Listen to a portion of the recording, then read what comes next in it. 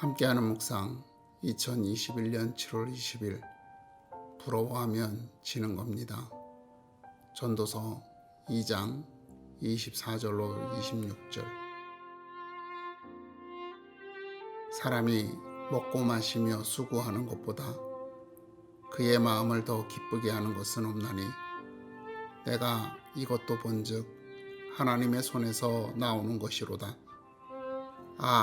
먹고 즐기는 일을 누가 나보다 더 해보았으랴. 하나님은 그가 기뻐하시는 자에게 지혜와 지식과 희락을 주시나 죄인에게는 노고를 주시고 그가 모아 쌓게 하사 하나님을 기뻐하는 자에게 그가 주게 하시지만 이것도 헛되어 바람을 잡는 것이로다.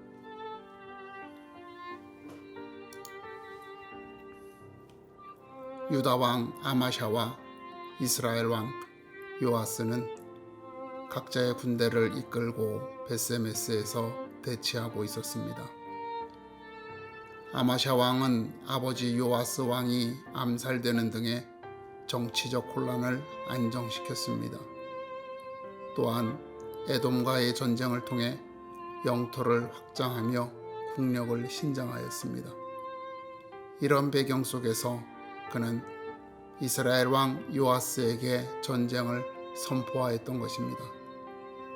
반면 당시 이스라엘은 심각한 상황이었습니다.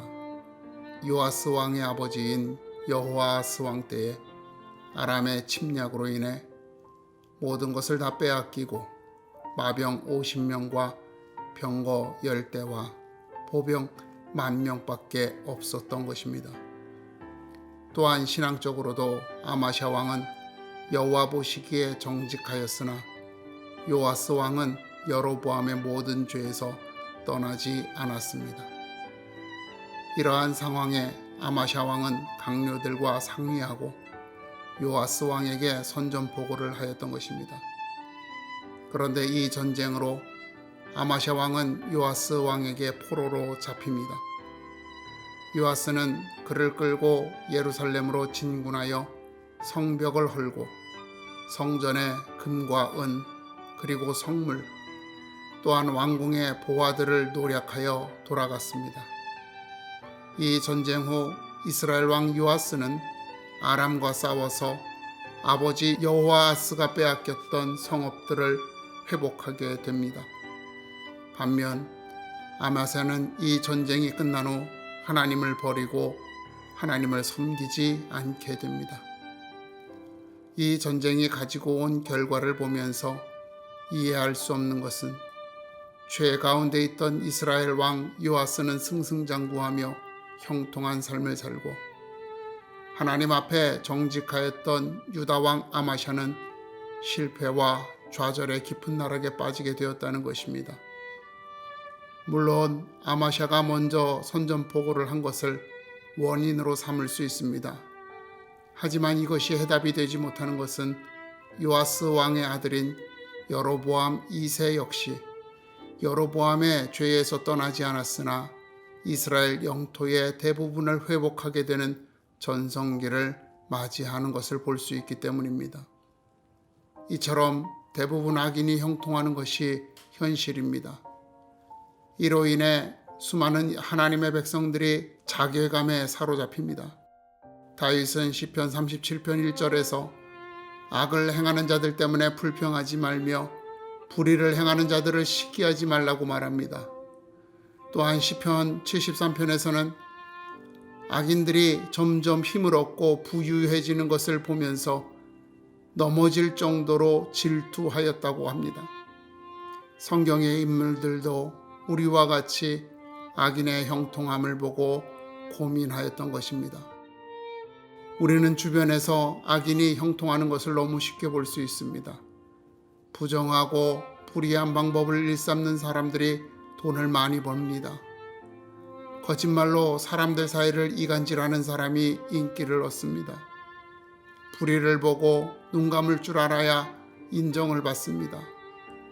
적절하게 다른 사람의 약점을 이용해야 원하는 자리에 앉을 수 있습니다.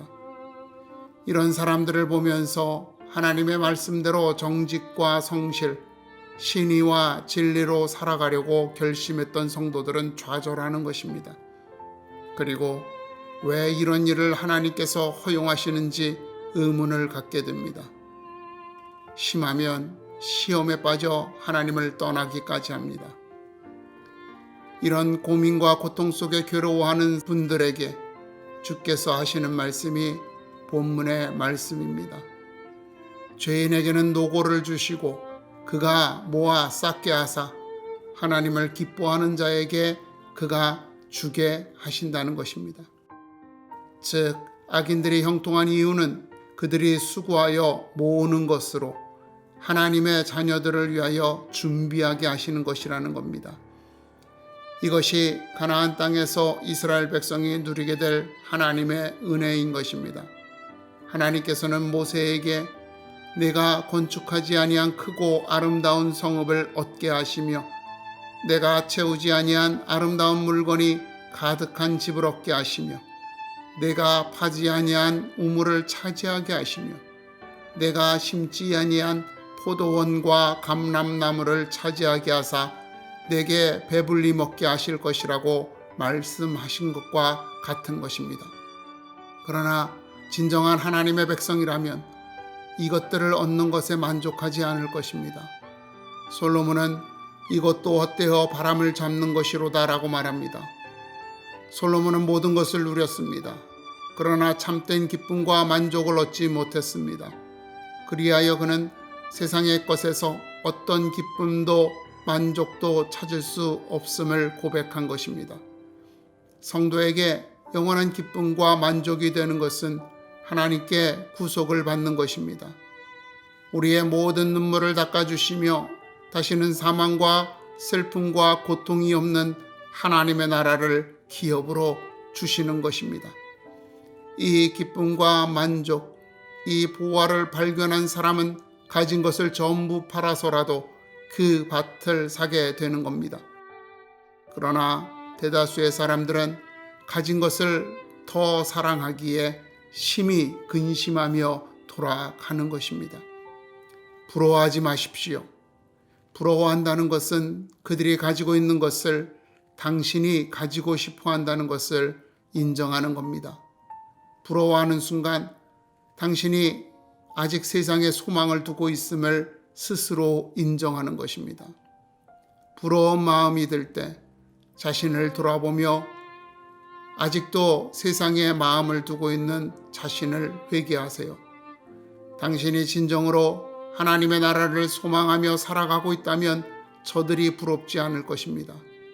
오히려 그 나라를 소유하지 못한 저들을 불쌍하게 여기며 그들을 위해 기도할 것입니다. 이 믿음의 자리에 함께 서기를 주님의 이름으로 축원합니다.